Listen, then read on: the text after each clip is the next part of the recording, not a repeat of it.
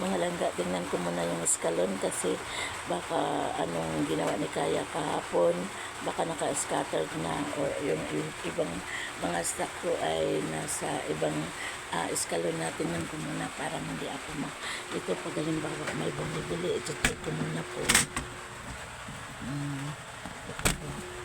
So okay pala. Okay.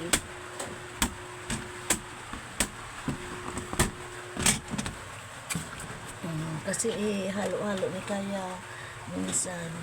Tapos yung ibang stock doon sa kabila ilagay niya. Kaya ako mahirapan akong maghanap na pa sa kabila na pala yung yung iba. Kaya iti-check ko talaga. Ayan po, marami na palang empty din na wala. May bibilhin na akong stock na may empty dito at saka dito wala na yung ibang stock, wala na, ubos na. At saka ito mga langga, tingnan natin. Ito, nagkalat na din. Ayan, ginawa ni Kayo to.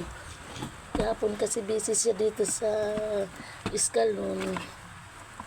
Ayan. Kinalat pala talaga niya. Ayan. Tsaka dito sa mantika na yan. Thank you for watching.